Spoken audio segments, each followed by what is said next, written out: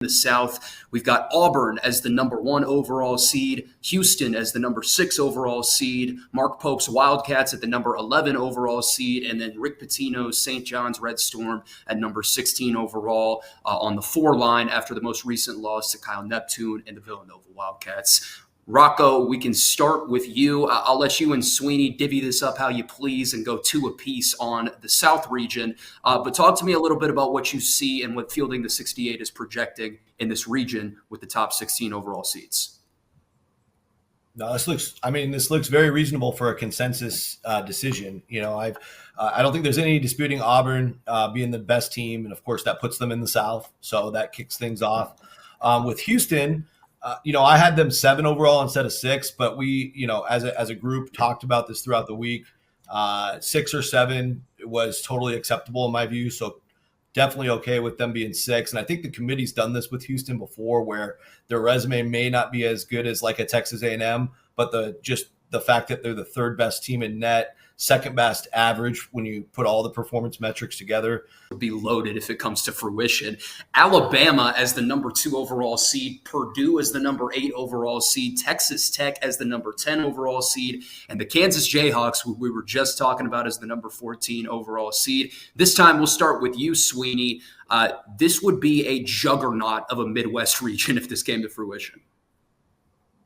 Yeah, 100%. I mean, especially given the 2 top seeds, Purdue and Alabama's just loaded resumes in terms of quantity of big wins. I mean, those 2, I believe, are 2 and 3 in the country and quad 1+2. Purdue with the 7 quad 1 wins I mentioned earlier, Alabama up there as well. The one team I have a pretty big divide on compared to the committee consensus, or our Fielding 68 consensus, is Texas Tech. I think that the resume is actually a little bit softer. I wouldn't be surprised if they're on the 4 line, and maybe even a surprise cut altogether outside the top 16.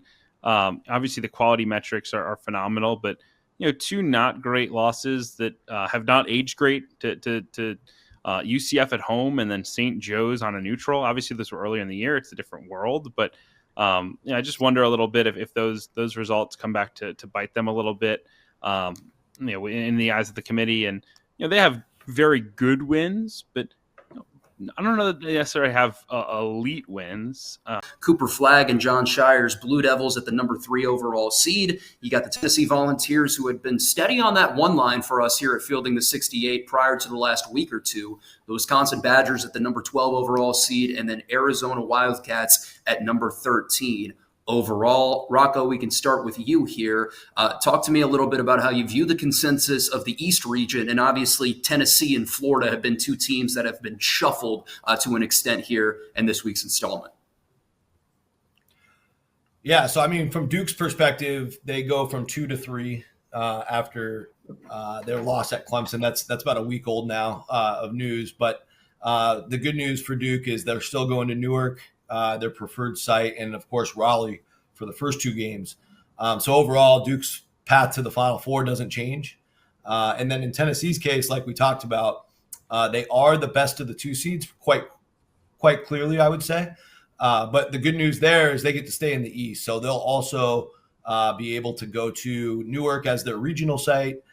One of the interesting things there is Raleigh is going to be full because of Duke being closer, and of course Florida is going to take Raleigh away from Tennessee, so there's only 2 pods that can go to Raleigh, so Tennessee would actually go to Cleveland, but besides that, they got the same preferred East region, so not all bad news for the Vols, and of course 1 or 2 game days away from being a 1 seed once again. If things break right, they take care of their business and get some help. At the consensus for what the West region is looking like, the Florida Gators, they've earned it, man. 2 big ones this week, as we alluded to earlier in the program, the number 4 overall seed. It was a rough first half for Buzz Williams' Aggies in College Station, and they romped the Georgia Bulldogs in the second half. You got the Cyclones getting Milan back into the mix as the number 9 overall seed. And then one of the biggest risers of this past week, as Rocco identified in the first segment, the Michigan Wolverines at number 15 overall. Sweeney, we'll start with you this time. Talk me through how you're seeing the West region. Yeah, a lot of alignment here. I had Florida number 4 overall. I would have Texas A&M at 6. But 6, 7, 8 between Texas A&M, Purdue, and Houston, all pretty comparable. I also had Iowa State at 9 and Michigan in that 4 seed range. I had them actually 13th overall, but all things considered, relatively close. Again, we're splitting hairs on the margins at this point. The one thing that I would point out with this group is Michigan finally getting that big win. I was having a hard time before that Michigan win over Purdue, even having them in the top 4 altogether. Now I was in a position where I felt they were potentially the strongest of the 4 seeds, 19-5. I also think, again, we're not to this point yet, but the committee does I think at least maybe whether they say it or not, does value a conference championship to some degree. Michigan winning the Big Ten would be an accomplishment that they could a feather they could put in their cap. At 11-2 right now would be the Big Ten champion. That's something to monitor.